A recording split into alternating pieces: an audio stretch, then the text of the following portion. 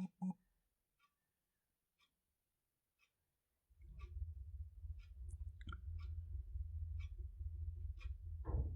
दोस्तों, Rama mathematics class में आपका स्वागत है। देखिए, आज हम एक भारतीय राज्य व्यवस्था एक नए वीडियो के साथ मिल रहे हैं।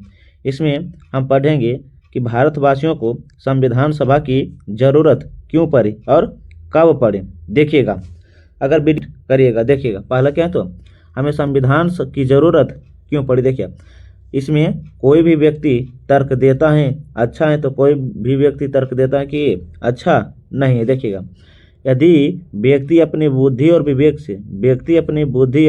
विवेक से काम करे और किसी का बुरा ना चाहे तो हमें संविधान की ज़रूरत भी नहीं पड़ेगी। अर्थात कहने का मतलब है कि कोई भी व्यक्ति अपनी बुद्धि और विवेक से काम करे और आपस में लड़ाई झगड़ा ना करे तो हमें संविधान सभा की ज़रूरत नहीं पड़ती। लेकिन दूसरा तर्क है कि व्यक्ति कितना भी समझदार क्यों ना हो, वह बुद्धि और विवेक से काम करे, परंतु कभी न कभी वह अपने लाभ के लिए दूसरों को बुरा कर ही देता है। इसीलिए हमें संविधान की ज़रूरत पड़ती है। देखिएगा आगे क्या है तो देखिए, आगे देखते हैं। देखिएगा क्या है तो देखिएगा, राज्य व्यवस्था से जुड़ी अवधारणा। राज्य व्यवस्था से जुड़ी क्या है तो अवधारणा। देखिएगा, राज्य व्यवस्था से जुड़ी क्या है तो अवधारणा है क्या तो राज्य। देखिएगा, राज्य क्या है, अर्थात राज्य किस तरह बना है, राज्य के कितने अंग है। देखिएगा, निश्चित भूभाग, अर्थात राज्य किन किन चीज़ों से मिलकर बना है। देखिए, राज्य निश्चित भूभाग, जनसंख्या, सरकार और संप्रभुता से ही मिलकर राज्य बनते हैं। तो कह सकते हैं कि राज्य 4 प्रमुख स्रोतों से मिलकर बनता है। क्या तो निश्चित भूभाग, जनसंख्या, सरकार और क्या तो संप्रभुता। देखिए आगे क्या है तो देखिएगा, शासन, अर्थात जो बनता है उस पर शासन कौन करता है। देखिएगा, इसे में बताया गया है कि शासन, देखिएगा, शासन जो करता है विधायपालिका करता है, कार्यपालिका करता है और क्या करते हैं तो न्यायपालिका करते हैं।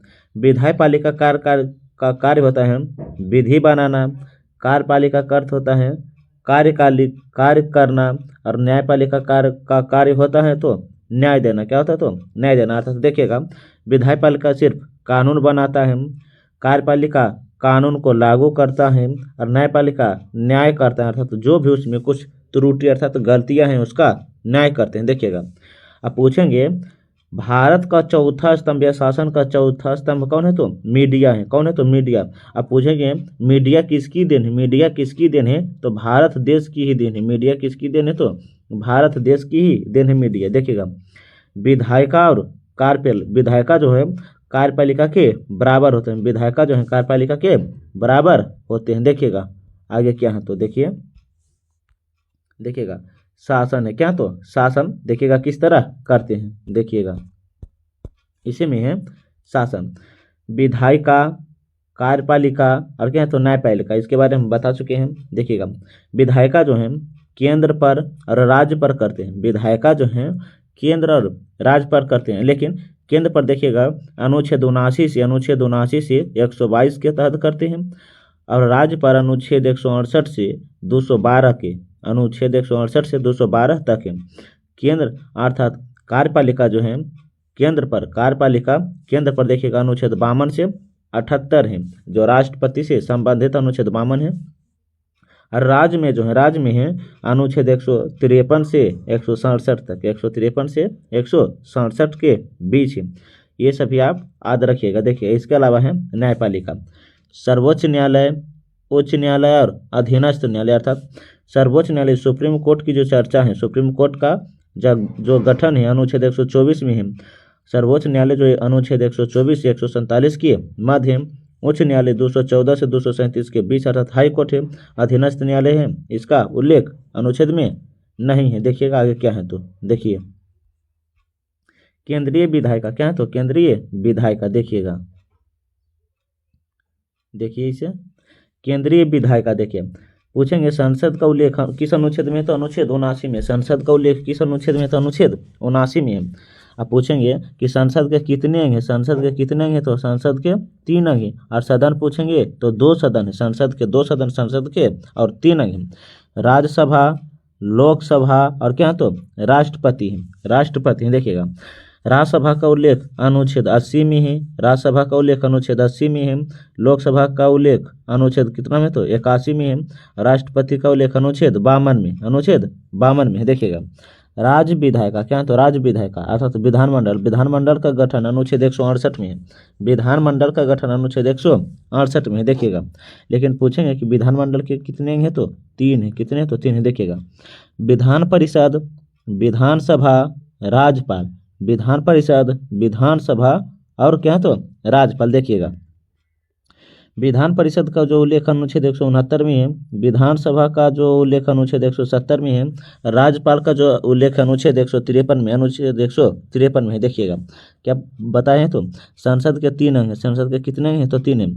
इसका जो ट्रिक है याद रखिएगा, सरल क्या है, तो सरल। स से हो जाता है संसद, क्या होता है, संसद होता है। र से राज्यसभा और लो से क्या होता है, लोकसभा। देखिएगा स से क्या होते हैं, स से देखिएगा सरल बताए हैं, क्या बताए, तो सरल। राज्यसभा, देखिए इसका जो ट्रिक है क्या बताएं, संसद का जो ट्रिक है सरल है, क्या तो सरल है, क्या तो सरल है। देखिएगा स से हो जाता है संसद का उल्लेख अनुच्छेद कितना में, तो 79 में है। र से राज्यसभा हो जाता है अनुच्छेद कितना में, तो 80 में है। और लो से होता है लोकसभा, अनुच्छेद कितना में, तो 79 में। कितना, तो 79 में है। आप इसे ध्यान से याद रखिएगा। लेकिन पूछेंगे राज्यसभा सदस्य बनने के लिए, राज्यसभा सदस्य बनने के लिए कितना उम्र चाहिए, तो उम्र कितना, तो 30 वर्ष चाहिए। उम्र कितना चाहिए, तो 30 वर्ष। लेकिन लोकसभा बनने के लिए कितना उम्र चाहिए, तो 25 वर्ष चाहिए। कितना, तो 25 वर्ष।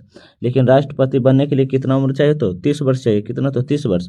इसी तरह है यहाँ विधान परिषद बनने के लिए 30 वर्ष चाहिए, लोकसभा विधानसभा सदस्य बनने के लिए तो 25 वर्ष चाहिए, और क्या तो राज्यपाल बनने के लिए तो 35 वर्ष उम्र चाहिए। कितना, तो 35 वर्ष उम्र चाहिए। राज्यपाल, राष्ट्रपति और उपराष्ट्रपति सदस्य बनने के लिए कितना, तो 35 वर्ष उम्र चाहिए। आप इसे ध्यान से याद रखिएगा। देखिएगा आगे क्या है, तो देखिएगा देखिए आगे क्या है, तो देखिए क्या, तो केंद्रीय कार्यपालिका, क्या तो केंद्रीय कार्यपालिका से संबंधित। देखिएगा केंद्रीय कार्यपालिका, देखिए इसके अधीन है अध्यक्षीय, संसदीय, संसदीय कार्यपालिका। संसदीय कार्यपालिका कहाँ से लिया गया, तो ब्रिटेन से लिया गया। क्या, तो ब्रिटेन से। दोहरी कार्यपालिका, क्या, तो दोहरी कार्यपालिका, दोहरी कार्यपालिका कहाँ से लिया गया है, तो फ्रांस से। दोहरी कार्यपालिका कहाँ से लिया गया, तो फ्रांस से लिया गया है।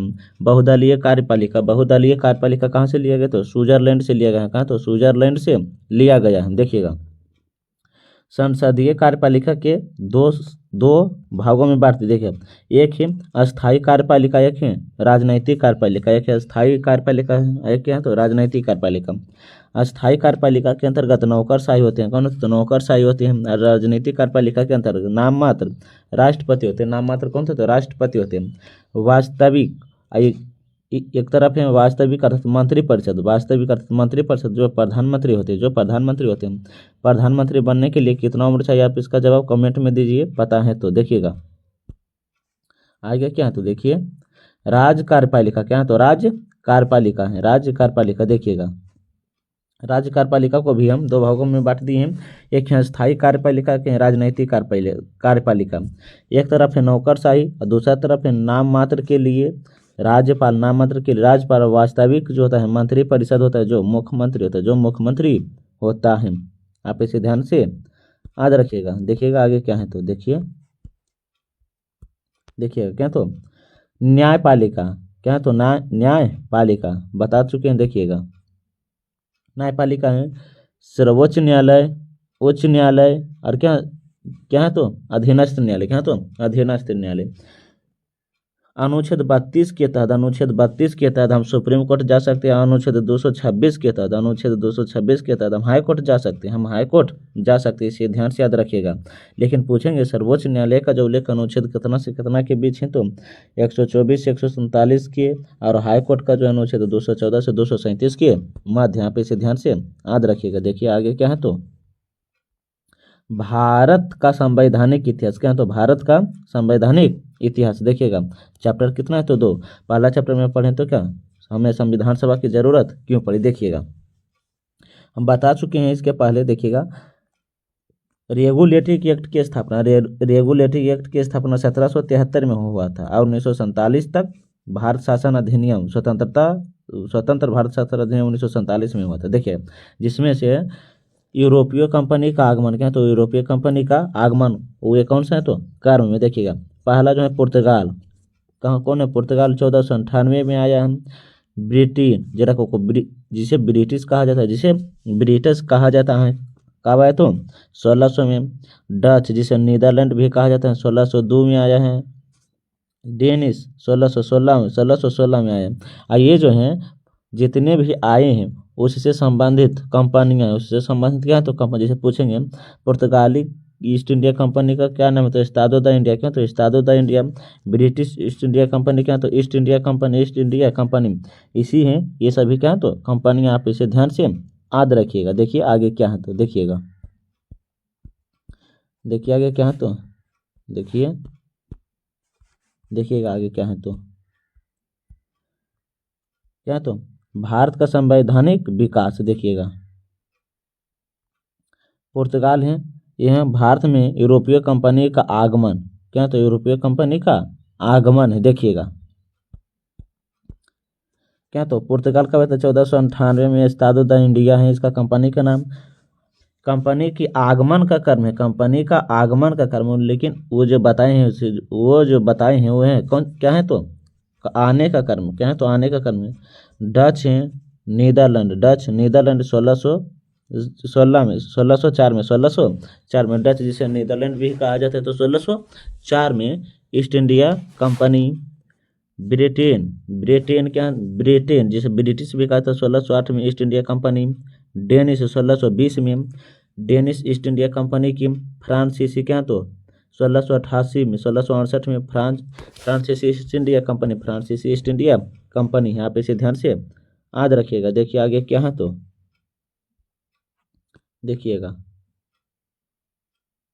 क्या, तो भारत का संवैधानिक इतिहास 1773 से 1947 तक, 1947 के मध्य तक है।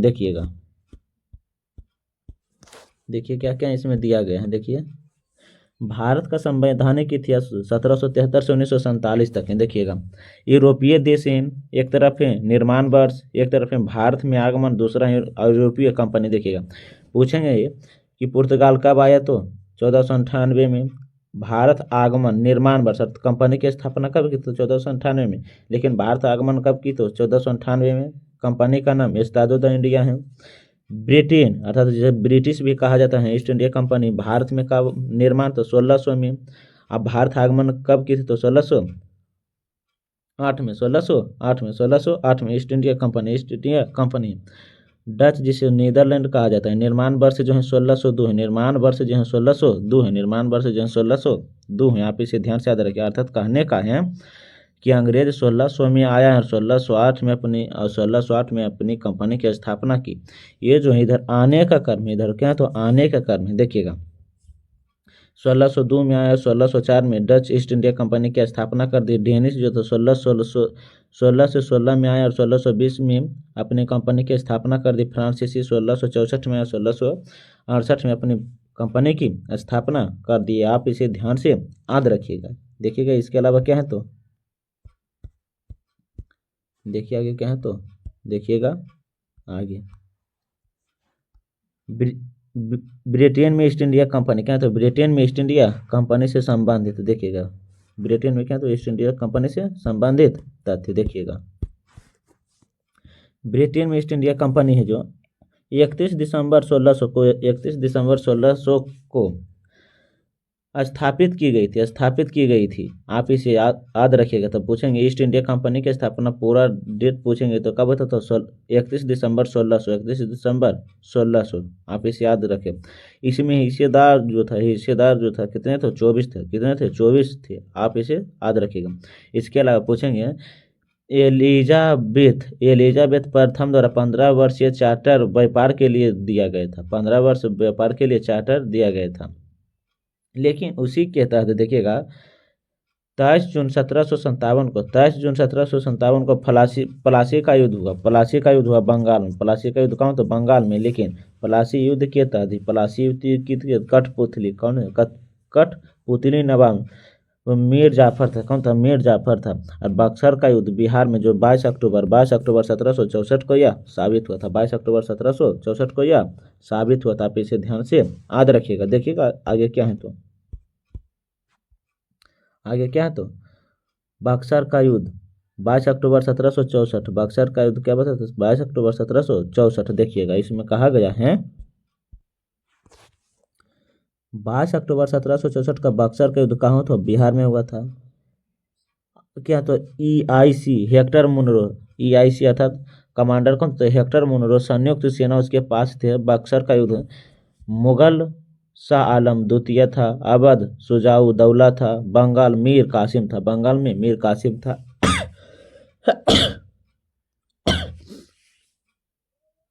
देखिएगा इसके अलावा क्या तो 1765 में इलाहाबाद की संधि हुई थी। 1765 में किसकी संधि? इलाहाबाद की संधि हुई थी।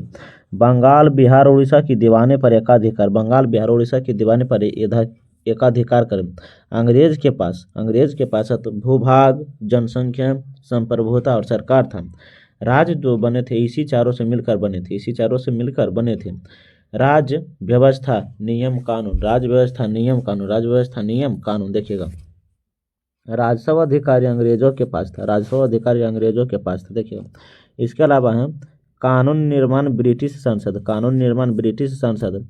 भारत की संवैधानिक यात्रा प्रारंभ अधिनियम एक्ट के तहत। देखिएगा आगे है क्या तो देखिए आगे क्या है तो देखिएगा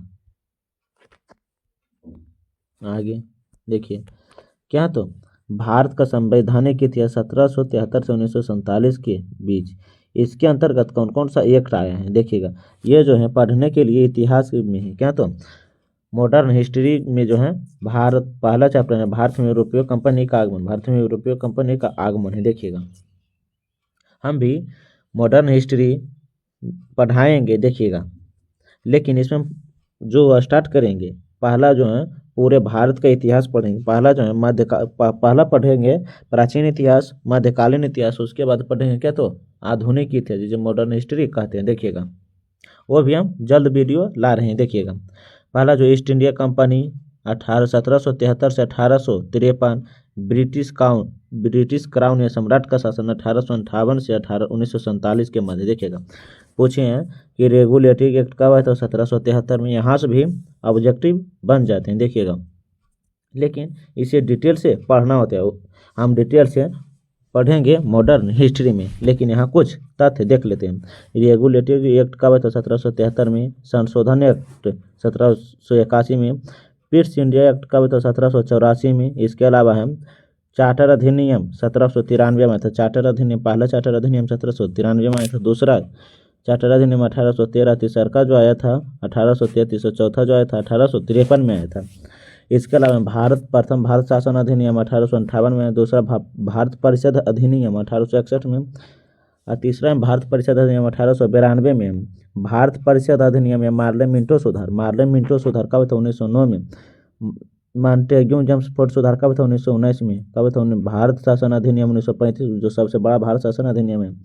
भारतीय स्वतंत्रता अधिनियम 1947 में था। आगे देखिए क्या है तो देखिएगा भारत का संवैधानिक विकास इतिहास 1773 से 1947 के बीच। देखिएगा आप जितने बार पढ़ेंगे उतने बार याद होगा। देखिए देख लेते हैं दोबारा क्या है तो ईस्ट इंडिया कंपनी और क्राउन शासन। देखिएगा ये सभी हम बता चुके हैं। इधर जो है देखिएगा भारत शासन अधिनियम के अंतर्गत हमें क्या क्या पढ़ना है। देखिए अगस्त प्रस्ताव 1940 में आया था, क्रिप्स मिशन 1942 में था, बेबेल योजना 1945 में था, शिमला समझौता, शिमला सम्मेलन 1945 में था। शिमला सम्मेलन कब था? 1945 में। कैबिनेट मिशन कब था? 1946 में। माउंट बेटन योजना, जिसे माउंट प्लान भी कहा जाता, 3 जून 1947 में, 3 जून 1947 में आया था। आप इसे ध्यान से याद रखिएगा। देखिए आगे क्या है, तो देखिएगा आगे क्या है, देखिए तो क्या, तो कंपनी पर नियंत्रण, कंपनी पर नियंत्रण। देखिएगा कंपनी पर नियंत्रण किस तरह हुआ, देखिए देखिएगा कंपनी पर क्या, तो नियंत्रण स्थापित करने के लिए ब्रिटिश संसद द्वारा बनाया गया ब्रिटेन का राजा जॉर्ज तृतीय 1860 से 1760 से 1820 तक, 1760 से 1820 तक था। प्रथम प्रधानमंत्री लॉर्ड नॉर्थ था। बंगाल का गवर्नर वारेन हेस्टिंग्स था। देखा 1773 रेगुलेटरी एक्ट, लेकिन देखिएगा भ्रष्ट, इसमें इसका जो कारण था 1773 रेगुलेटरी का कारण था भ्रष्टाचार, कंपनी दयनीय की आर्थिक स्थिति, बंगाल में आकर मैसूर युद्ध के कारण बंगाल में द्वैध शासन था। लेकिन इसके प्रमुख प्रावधान थे, लेकिन कंपनी के जो दयनीय स्थिति थी, 60 लाख पाउंड का ऋण था, 4 लाख पाउंड प्रति वर्ष छूट की मांग थी, 10 लाख पाउंड ऋण की मांग रही थी। इसका जो मुख्य प्रावधान था, एकाधिकारी 20 वर्षों के लिए बढ़ा दिया गया था। बंगाल का गवर्नर जनरल का प्रथम वारेन हेस्टिंग्स था। क्या, तो गवर्नर जनरल चार सदस्यीय वाली कार्यकारी परिषद थी। गवर्नर जनरल 4 सदस्यीय कार्यकारी वाली परिषद थी। इसके अलावा हम बम्बई और मद्रास के गवर्नर जनरल के अधीन कोलकाता में सुप्रीम कोर्ट की स्थापना हुई थी। किस एक्ट के तहत? तो रेगुलेटरी एक्ट के तहत 1773 में के तहत, लेकिन 1774 में हुआ था। लेकिन इसका जो प्रथम अध्यक्ष था, सुप्रीम कोर्ट के प्रथम अध्यक्ष सर एलिजा एम्पे थे। इसके अलावा चैम्बर्स लेमिस्टर हाइड था। उपहार, रिश्वत और निजी व्यापार पर प्रतिबंध था। इसे आप ध्यान से याद रखिएगा। भारत में ब्रिटिश संसद का प्रथम नियंत्रण भारत में केंद्रीय प्रशासन की नींव थी। भारत में ब्रिटिश संसद का प्रथम नियंत्रण था 1773 का रेगुलेटरी एक्ट। भारत में केंद्रीय प्रशासन की नींव थी। आगे देखिए क्या, तो लेकिन पूछेंगे प्रथम महाभियोग लगने वाले प्रथम गवर्नर जनरल कौन था? महाभियोग पर लगने वाले प्रथम गवर्नर जनरल कौन था? तो वारेन हेस्टिंग्स था। कौन था? वारेन हेस्टिंग्स था। आप इसे ध्यान से याद रखिएगा। देखिएगा आगे क्या है, तो पिट्स इंडिया एक्ट 1784 देखिएगा, इसी में अच्छा है। देखिएगा पिट्स इंडिया एक्ट 1784। जॉर्ज तृतीय 1760 से 1820, विलियम पीटरसन अयंगर कारण 1773 रेगुल एक्ट की खामियों को दूर करने के लिए पिट्स इंडिया एक्ट 1784 लाया गया है। देखिए इसके प्रावधान जो थे, CIC में द्वैध शासन का प्रारंभ, पहली बार कार्यों का पृथक्करण, बोर्ड ऑफ डायरेक्टर्स और बोर्ड ऑफ कंट्रोल, व्यापारिक मामले के लिए EIC की गठन की गई थी। राजनीतिक मामले के लिए 6 सदस्य क्राउन द्वारा नियुक्त ब्रिटिश संसद की रिपोर्ट देंगे। देखिएगा पहली बार का प्रावधान था, गवर्नर जनरल की परिषद में सदस्यों की संख्या 4 से 3 कर दी गई, अर्थात घटाकर 4 से कितना घटाकर 3 कर दी गई थी। गवर्नर जनरल को वीटो शक्ति दी गई थी। कोलकाता को कंपनी की राजधानी बना दी गई थी। पहली बार भारत में ब्रिटिश अधिपत्य क्षेत्र कहा गया। पहली बार भारत को ब्रिटिश अधिपत्य का क्षेत्र कहा गया है। देखिएगा आगे क्या है, तो देखिए आगे क्या है तो 1786 का विशेष अधिनियम, 1786 का विशेष अधिनियम देखिएगा जितना देखिए 1786 से संबंधित विशेष अधिनियम। लॉर्ड कर्नवालिस देखिएगा, लॉर्ड कर्नवालिस गवर्नर जनरल प्रथम सेनापति था। लॉर्ड कर्नवालिस गवर्नर जनरल के प्रथम सेनापति था, लेकिन गवर्नर जनरल परिषद के निर्णय को मानने ना मानने की शक्ति दी गई थी, लेकिन गवर्नर जनरल बन गया था। 1793 का चार्टर एक्ट, 1793 का चार्टर एक्ट EIC के व्यापारिक और प्रशासनिक एकाधिकारियों के लिए 20 वर्षों के लिए यह बढ़ा दिया गया था। परिषद के निर्णय को रद्द करने के लिए वीटो शक्ति का प्रयोग सभी गवर्नर जनरलों के लिए यह कहा गया है। बोर्ड ऑफ कंट्रोल तथा उसके सदस्यों का वेतन भारतीय राजस्व से ही दी जाएगी। यह भारत चार्टर एक्ट 1793 के द्वारा की गई थी। इसके अलावा है गवर्नर जनरल को बॉम्बे और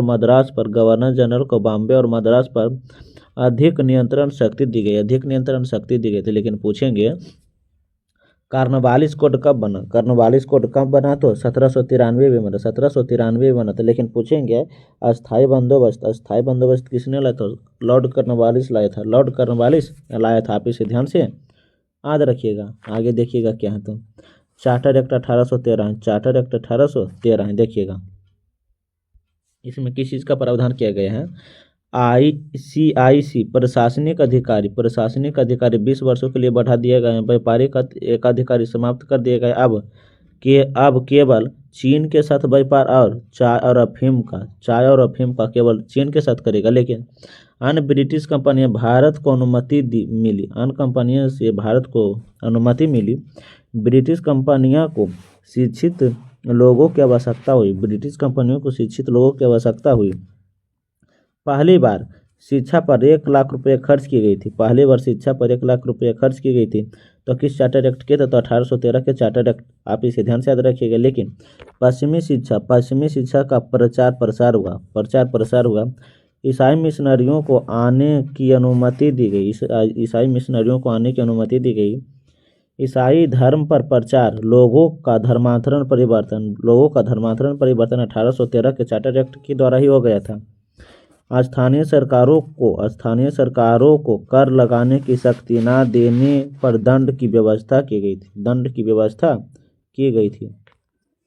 देखिएगा आगे क्या है तो देखिएगा 1833 का चार्टर एक्ट, 1833 का चार्टर एक्ट है। देखिएगा इसमें किस चीज़ का प्रावधान किया गया है। देखिएगा 1833 का चार्टर एक्ट है। EIC व्यापारिक एकाधिकार पूर्णतः समाप्त, कर दिया गया है। प्रशासनिक एकाधिकारी 20 वर्षों के लिए बढ़ा दिया है, 20 वर्षों के लिए बढ़ा दिया गया है। बंगाल का गवर्नर जनरल अब भारत का गवर्नर जनरल कहा जाने लगा। भारत का गवर्नर जनरल कहा जाने लगा। भारत का प्रथम governor general Lord William Bentinck था। भारत का प्रथम governor general Lord William Bentinck था। गवर्नर जनरल के द्वारा बनाए गए कानून को एक्ट कहे जाने लगा। देखिएगा क्या बोले तो भारत के प्रथम गवर्नर लॉर्ड विलियम बेंटिंक थे। समस्त शक्तियां नागरिक और सैनिक को दी गई है। देखिएगा एक्ट कहे, इस गवर्नर जनरल के द्वारा बनाए गए कानून को एक्ट कहे जाने लगा, लेकिन इससे पहले कानून को नियामक कहा जाता था। गवर्नर जनरल को भारत के किसी भी क्षेत्र के लिए कानून बनाने की शक्ति दी गई है। लेकिन गवर्नर जनरल की परिषद की संख्या 3 से बढ़ाकर कितना 4 दी गई, 4 कर दी गई। ब्रिटिश कब्जे वाले चंपारण भारतीय क्षेत्र पर पूर्ण नियंत्रण हो गया। आप इसे ध्यान से याद रखिएगा, देख लीजिएगा एक बार पुनः से आप भी देखिए आगे क्या है तो देखिएगा। भारतीय विधि आयोग का गठन 4 सदस्यों द्वारा की गई थी। देखिएगा इसमें किस चीज़ का प्रावधान किया गया है। देखिए भारत विधि आयोग गठन 4 सदस्यीय। अध्यक्ष लॉर्ड मैकाले। मैकाले संहिता का निर्माण। मैकाले विधि साहित्य अस्थाई है। मैकाले विधि सदस्य जो अस्थाई है, क्या तो अस्थाई है। सिविल सेवकों के लिए खुली प्रतियोगिता परीक्षा का प्रयास। भारतीयों को मौका भी दिया जाएगा, भारतीयों को भी मौका दिया जाएगा। बाद में इसे रद्द कर दिया गया, बाद में इसे रद्द कर दिया गया, अर्थात पहले बताया फिर बाद में इसे रद्द कर दिया गया। सती प्रथाकांड 4 दिसंबर 1829 को, 4 दिसंबर 1829 को लॉर्ड विलियम बेंटिंक के द्वारा दास प्रथाकांड 1843 में, दास प्रथाकांड 1843 में हुआ था। आप इसे ध्यान से याद रखिएगा। आगे देखिएगा क्या है तो गवर्नर जनरल से संबंधित है, देखिएगा क्या है तो देखिए। बंगाल का गवर्नर प्रथम रॉबर्ट क्लाइव, अंतिम वारेन हेस्टिंग्स। पूछेंगे बंगाल का प्रथम गवर्नर कौन था तो रॉबर्ट क्लाइव। कौन था? Robert Clive. बंगाल का प्रथम गवर्नर तो रॉबर्ट क्लाइव। बंगाल का अंतिम गवर्नर वारेन हेस्टिंग्स पलासी युद्ध के बाद। लेकिन देखिएगा बंगाल का प्रथम governor general Warren Hastings, Bengal का प्रथम governor general Warren Hastings. 1773 regulatory act के बाद अंतिम गवर्नर जनरल कौन बन गया था? बंगाल का अंतिम governor general Lord William Bentinck. Bharat का प्रथम गवर्नर लॉर्ड विलियम बेंटिंक था। भारत का अंतिम governor general Lord Canning 1833 charter act के तहत। भारत का प्रथम वायसराय लॉर्ड कैनिंग था। 1856 भारत शासन अधिनियम द्वारा भारत का अंतिम वायसराय तो लॉर्ड माउंटबेटन है। आप इसे ध्यान से याद रखिएगा। देखिए आगे क्या है तो देखिएगा, आगे किस चीज का प्रावधान किया गया है, देखिएगा। देखिए आगे क्या है तो 1853 का चार्टर एक्ट, 1853 का चार्टर एक्ट। देखिए 1853 के चार्टर एक्ट में कहा गया भारत का गवर्नर जनरल लॉर्ड डलहौजी 1848 से 1856 था। 1848 से 1856 था। यह अंतिम चार्टर एक्ट था। पहली बार गवर्नर जनरल की परिषद के दो भागों में बांट दिया गया है, विधायी कार्य और प्रशासनिक कार्य। यह अलग अलग कार्य करेगा। आप इसे ध्यान से याद रखिए। इसके अलावा हम भारत में संसद का आधार लाया गया है। भारत की केंद्रीय विधान परिषद के तहत गवर्नर जनरल की परिषद, विधान परिषद का गठन 12 सदस्यों द्वारा, छोटी संसद 4 सदस्य। बंगाल, बॉम्बे, मद्रास, आगरा। बंगाल, बॉम्बे, मद्रास और आगरा। बंगाल की प्रशासनिक कंपनी के अधिकार को अनिश्चित के लिए बढ़ा दिया गया है। ब्रिटिश क्राउन का भी शासन हो सकता है, ब्रिटिश क्राउन का भी शासन ले सकता है। आगे देखिए क्या है तो देखिएगा आगे देखिए आईसी मैकाले समिति कब लाया गया तो 1854 में। मैकाले समिति कब लाया गया तो 1854 में लाया गया था। देखिएगा ICS हेतु लिखित परीक्षा का आयोजन, माने IS की परीक्षा मैकाले समिति का आयोजन किए गए थे 1854 में। 1854 से 1922 तक लंदन में 1923 में भारत में सिविल परीक्षा द्वारा महत्वपूर्ण पदों की नियुक्ति। विधि सदस्यों को परिषद का पूर्ण सदस्य बनाया गया है। स्थानीय सरकार की अवधारणा इसमें भारत के लिए भी मैकाले समिति की सिफारिश जो है भारत के लिए भी लाया गए थे। आगे देखिए क्या है तो भारत शासन अधिनियम 1858 है। देखिएगा भारत शासन अधिनियम 1858 में कहा गया है महारानी विक्टोरिया क्या तो प्रधानमंत्री पारमास्टन है, प्राइम मिनिस्टर और क्या तो लॉर्ड अस्टिंग है। भारत का गवर्नर जनरल लॉर्ड कैनिंग है, लॉर्ड कैनिंग 1856 से 1862 तक, 1856 से 1862 तक है। घोषणा 1 नवंबर 1858 को शाही दरबार इलाहाबाद, शाही दरबार 1858 को शाही दरबार में यह घोषणा की गई है। इसे भारतीय शिक्षित वर्ग के द्वारा भारतीय मैग्ना कार्टा कहा गया, भारतीय शिक्षित द्वारा भारतीय मैग्ना कार्टा कहा गया। पूछेंगे भारतीय शिक्षित वर्ग को भारतीय मैग्ना कार्टा किस अधिनियम को कहा गया, तो 1858 अधिनियम को भारत का मैग्ना कार्टा कहा गया। कारण 1857 का विद्रोह और कंपनी की नीतियाँ, 1857 का विद्रोह कंपनी की नीतियाँ इसमें शामिल था। देखिएगा आगे क्या है, तो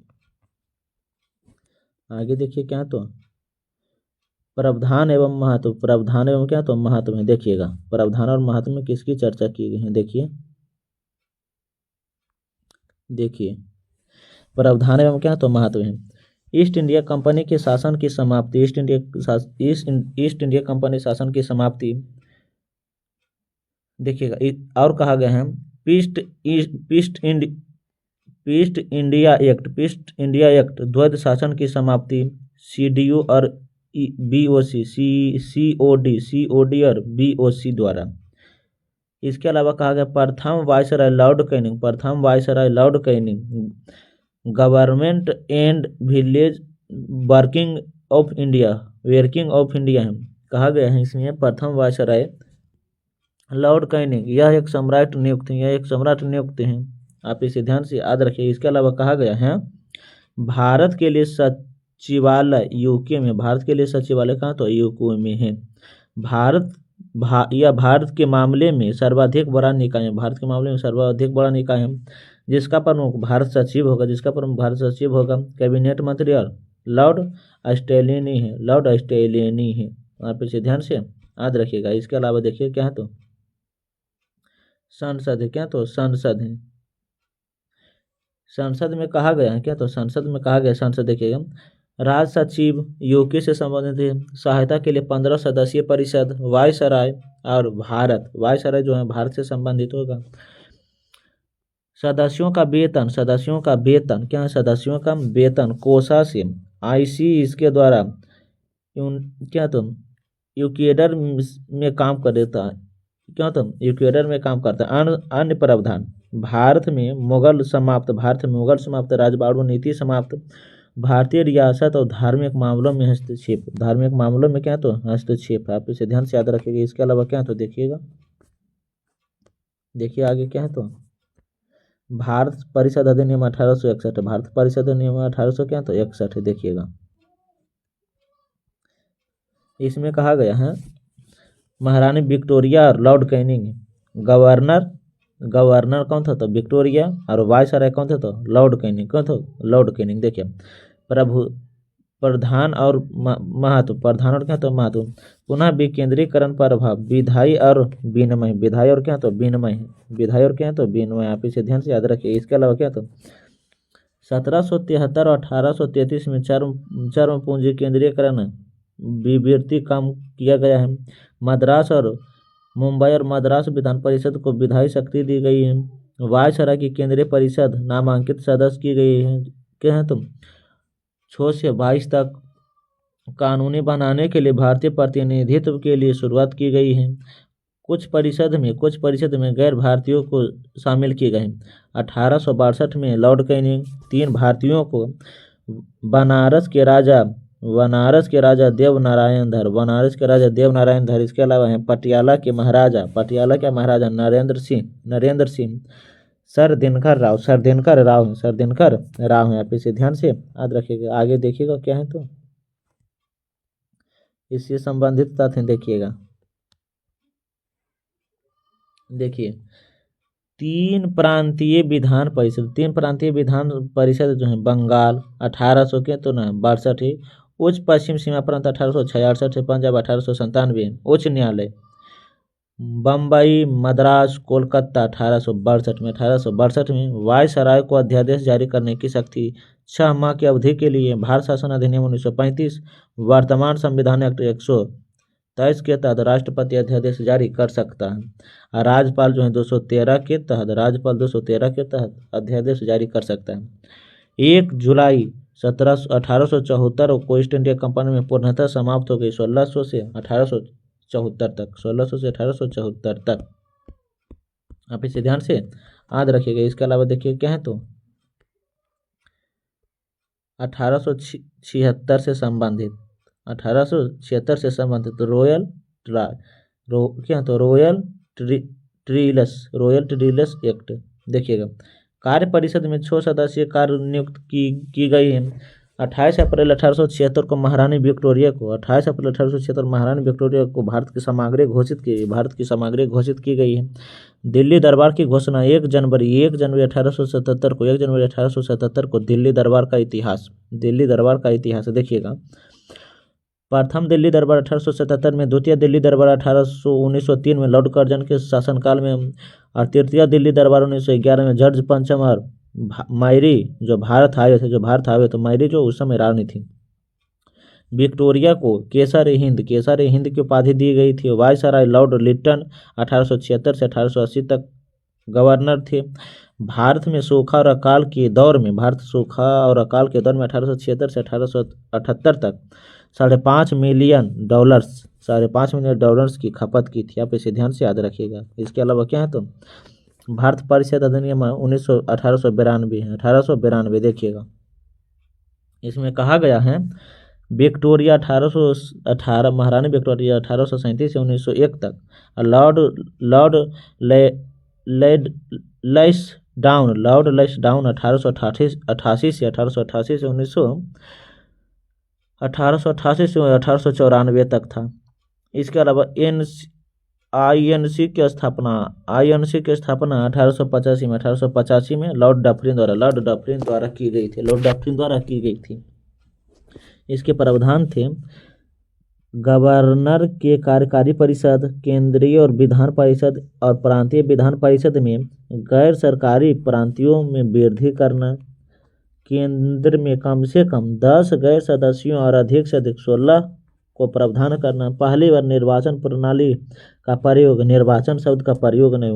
शब्द का प्रयोग नहीं की गई थी।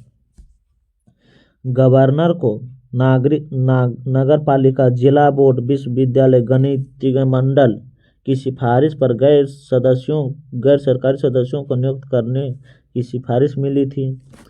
3 भारतीयों को केंद्रीय विधान परिषद में शामिल की गई थी। बजट पर प्रश्न पूछने का अधिकार 1892 में ही मिला था।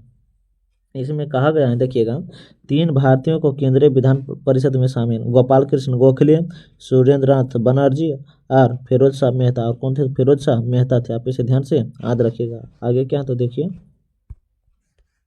क्या तो भारत परिषद अधिनियम 1909 है। पार्लियामेंटो सुधार देखिएगा। इसमें कहा गया है पार्लियामेंटो सुधार कब आया था? 1909 में। भारत का राज सचिव मिंटो और भारत का वायसराय या गवर्नर कौन था? तो मार्ले था।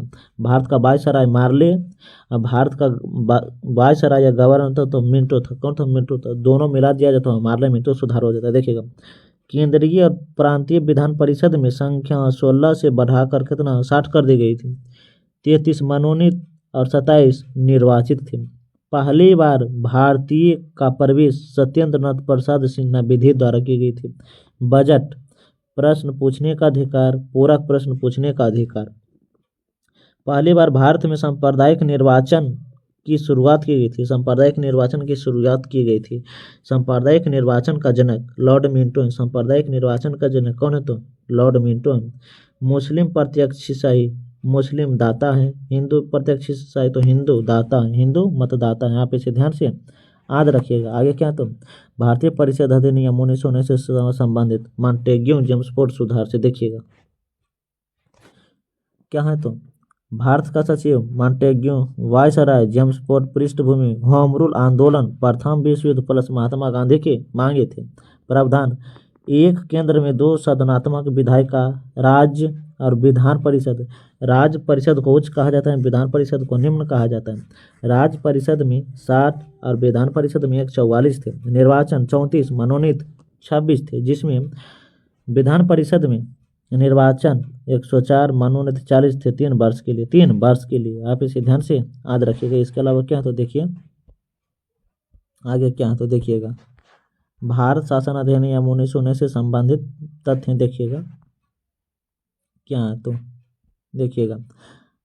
इसमें कहा गया है प्रांतों में द्वैध शासन समाप्त कर दे, समाप्त, लेकिन जन्मदाता, इसका जन्मदाता प्रांतों में द्वैध शासन तो लियोन जॉर्ज कार्टिस है, लियोनल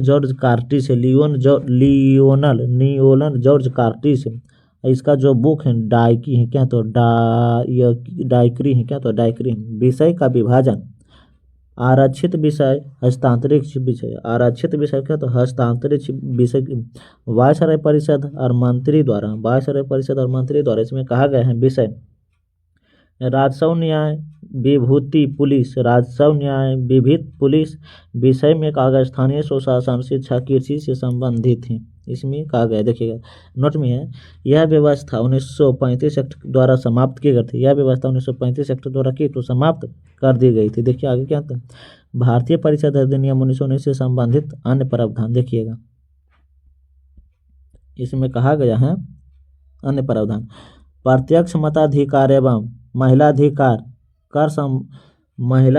कर संपत्ति शिक्षा के आधार पर ली आयोग 1922 में, ली आयोग 1926 में यूपीएससी का प्रावधान की गई थी। काय की नियुक्ति का प्रावधान की गई थी। गवर्नर परिषद में 6 से 3 कर दी गई थी। 6 से कितना 3 कर दिए। केंद्र राज्यों का बजट अलग अलग कर दी गई थी। सांप्रदायिक निर्वाचन के आधार पर बढ़ाया गया है। मुस्लिम, सिख, ईसाई, आंग्ल इंडिया और यूरोपीय, इसी आप याद रखिएगा।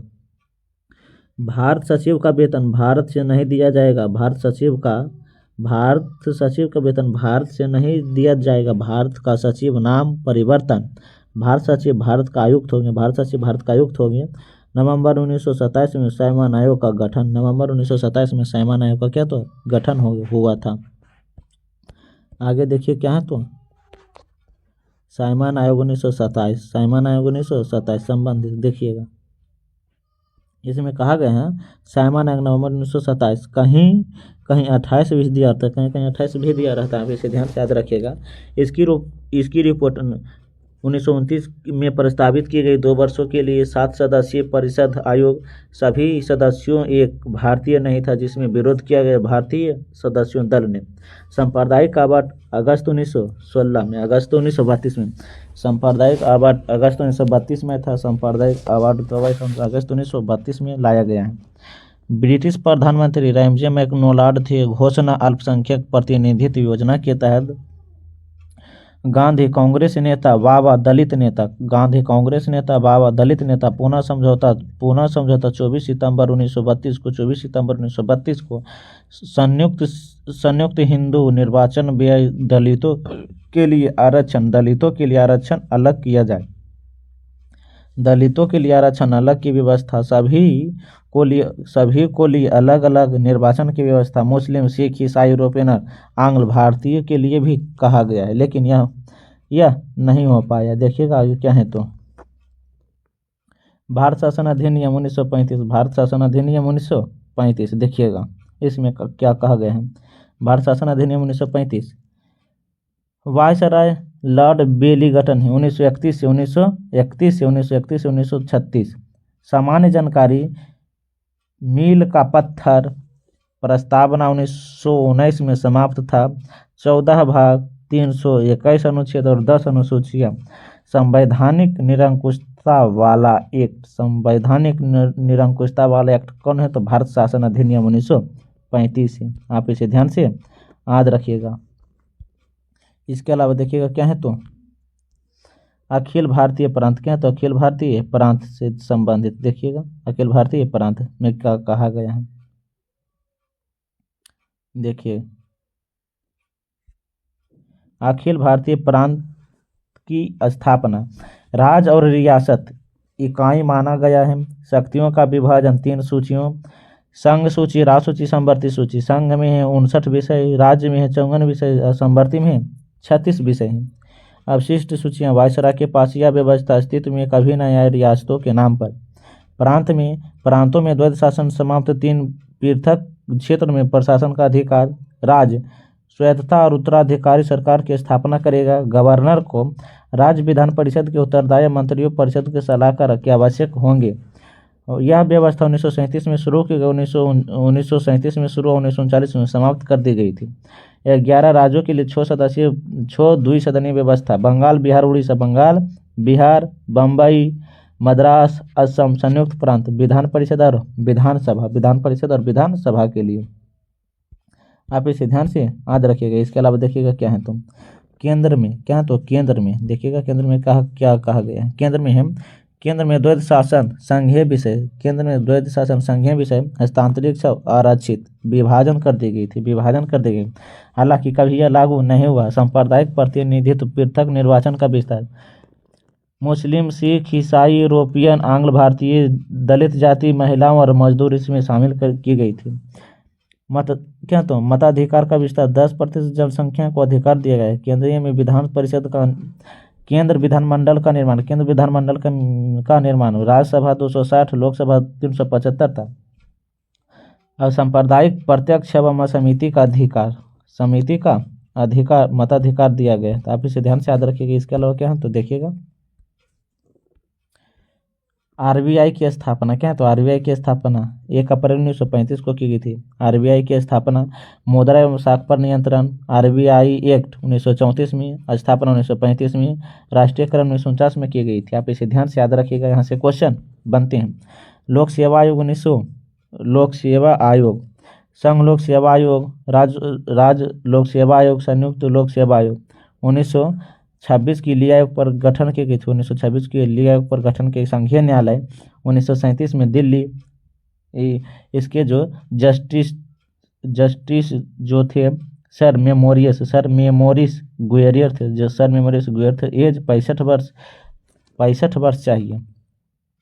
इसी एक्ट के द्वारा बर्मा म्यांमार को भारत से अलग किया गया था। इसी एक्ट के द्वारा भारत और बर्मा को अलग किया गया था ली आयोग के द्वारा। लेकिन भारत शासन अधिनियम 1935 के द्वारा भारत और बर्मा को जिसे म्यांमार के भी नाम से जाना जाता है। देखिएगा अगस्त प्रस्ताव 8 अगस्त 1940 को लाया गया था। अगस्त प्रस्ताव 8 अगस्त 1940 को लाया गया था। कांग्रेस के नेता ब्रिटिश सरकार और सहयोग करने के बदले में एक शर्त प्रस्ताव रखा। इसके अलावा है केंद्र में अंतरिम राष्ट्रीय सरकार गठित की गई। केंद्र में अंतरिम राष्ट्रीय सरकार गठित की गई है। लॉर्ड लिनलिथगो जो था, कांग्रेस से युद्ध में सहयोग प्राप्त करने के लिए कांग्रेस से युद्ध में सहयोग प्राप्त करने के लिए एक प्रस्ताव रखा, अगस्त प्रस्ताव। क्या, तो अगस्त प्रस्ताव। इसमें कुछ प्रावधान किया गया था। भारतीयों को डोमिनियन स्टेट दिया जाए। युद्ध के बाद प्रतिनिधित्व मूलक संविधान सभा का निर्माण किया जाए। वायसराय एवं कार्यकारिणी परिषद में भारतीयों की संख्या बढ़ा दी जाए। युद्ध सलाहकार परिषद का गठन किया जाए। ये सभी जो अगस्त प्रस्ताव से संबंधित है। यहाँ से पूछते हैं क्वेश्चन कि कौन सा कथन सत्य है, कौन सा कथन असत्य है। आप इसे ध्यान से याद रखिएगा। कांग्रेस ने ठुकरा दिया और कहा दरवाजे में जंग लगी कील है। कांग्रेस ने ठुकराया और कहा दरवाजे की जंग में कील है। इसके अलावा मुस्लिम लीग ने भी ठुकराया। ब्रिटिश ने पृथक राष्ट्र की मांग को अस्वीकार की। अगस्त प्रस्ताव को कांग्रेस ने भी ठुकराया और मुस्लिम लीग ने भी ठुकराया। आप इसे ध्यान से याद रखिएगा। इसके अलावा क्या है, तो देखिएगा आगे क्या है। देखिए क्रिप्स मिशन 1942 देखिएगा। तब पूछेंगे क्रिप्स मिशन कब है, तो 1942 मार्च 1942 में अमेरिका, ऑस्ट्रेलिया, चीन ब्रिटेन पर दबाव डालने के लिए भारत को आज़ाद करो। क्रिप्स मिशन स्टेफोर्ड क्रिप्स की अध्यक्षता में था। मार्च 1942 में घोषणा पत्र चर्चिल द्वारा लाया गया था। 23 मार्च 1942 को भारत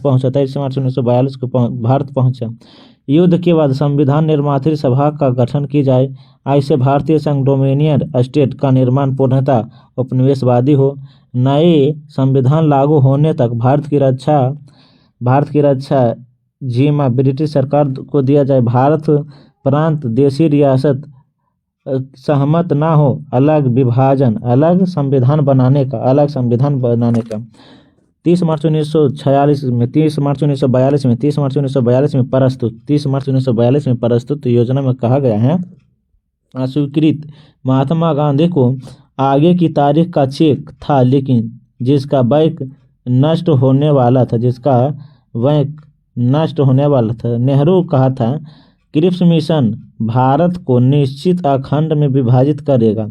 जिन्ना पाकिस्तान की मांग हेतु किसे इनकार कर दिया, पाकिस्तान मांग हेतु से क्या तो इनकार कर दिया। आप इसे ध्यान से याद रखिएगा। देखिए आगे क्या है तो बेबेल योजना 1945 में आया था, बेबेल योजना 1945 में आया था। देखिएगा 1945 में, 14 जून 1945 में वायसराय लॉर्ड बेबेल, लॉर्ड बेबेल पहली बार ब्रिटिश, पहली बार 1945 में, क्या बोले हैं, पहली बार 1945 में शिमला सम्मेलन में प्रस्तुत की गई थी।